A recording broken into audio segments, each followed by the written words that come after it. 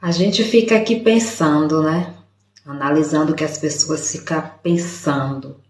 Você acha que vale a pena pensar o que o outro está pensando de você, o que está imaginando de você? Eu acredito que não. Até porque, quando a gente para de pensar por nós, de olhar por nós, aquele outro lá já passou na sua frente. Então, assim, tem dias que você quer fazer, tem dias que você não quer fazer. Mas hoje, o universo mandou me dizer e eu estou aqui justamente para falar com você. Não deixe de fazer agora. Não deixe de fazer nesse instante. Não deixe de concretizar neste momento. Porque você não sabe se daqui a pouco poderá fazer.